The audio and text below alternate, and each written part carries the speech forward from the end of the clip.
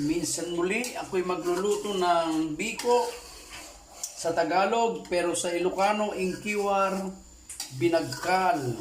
Ito po yung malagkit, didikit, linutok na ito. Ngayon muna, sila kalaglutuin na po yung basit lang, tidanom na, kunti lang ang tubig.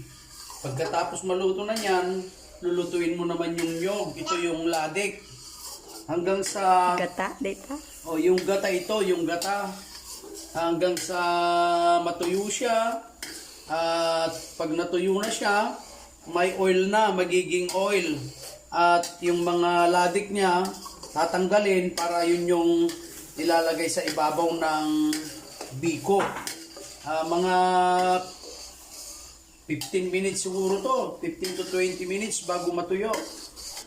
Bali, ito na kanina yung gata. Diretso lang yung paghalo hanggang sa pupula siya. Magiging ladak sa amin sa Ilocano. Hindi ko alam kasi sa Tagalog yung ladik eh. Latik ba? Latik sa? Yung sa buko ito, yung gata kanina, bali diretso lang yung paghalo.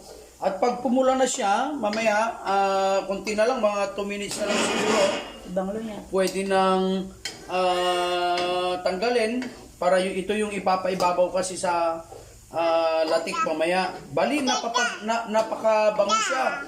Kasi ito yung ginagawang oil. Coconut oil kasi ito. Pwede na siya, pwede nang tanggalin. Para hindi siya mapait, huwag masyadong mapula. Dapat yung katamtaman lang para yung lasa ng latik masarap. Tatanggalin ko na siya, bali ito. Ilalagay natin sa strainer para hindi siya masyadong mapait kasi pag masyadong mapula, kaya dapat yung katamtaman lang. Masunog. Pag masunog siya, mapait. Kaya dapat susunod, oil na lang yung natira, bali oil na lang.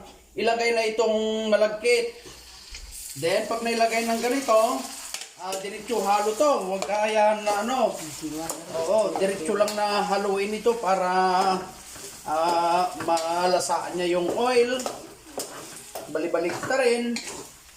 At habang hinahalo, ilagay na rin yung tagapulot. Yung bali tagapulot yung ilalagay natin, mas masarap yung tagapulot dito. Pero kung sakaling kulang yung tagapulot mo, pwede mo lagyan ng brown sugar. Yung brown na sugar para makulayan niya yung malagkit. Bali ito siya. Ito yung pulot.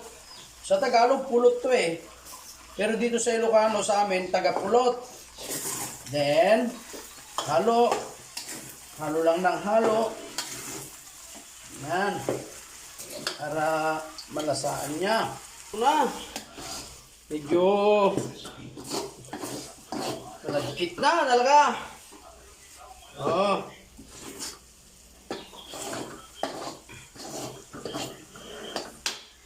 Talagang malapit nang maluto. Ang banglo. Bigat na ikiwa.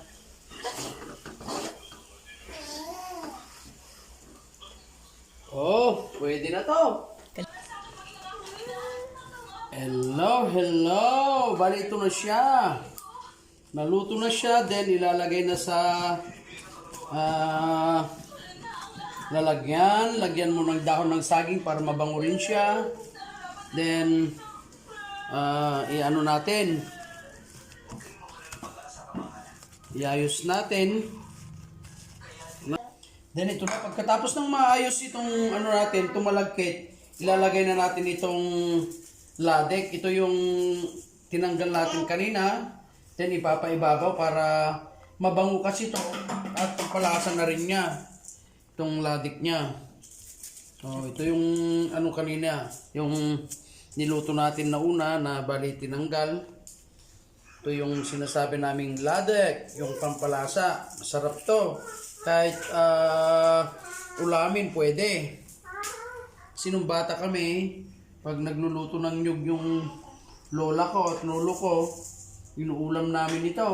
Nilalagyan namin ng kunting asukal. Then, pwede natin ulam. Lagay natin lahat para masarap siya. Naka-prepare na, tapos na. Ito ang aking version ng malagkit. Biko. Malagkit biko. Sa Ilocano ito, binagkal o kaya ingkiwar. Napakasarap ito. Tikman nyo, lalo na kung may barakong kape, nakatambal niya. Salamat kung gusto nyo pong mag-order, pwede rin po, pero nakita nyo na yung pagluluto. God bless at maraming salamat.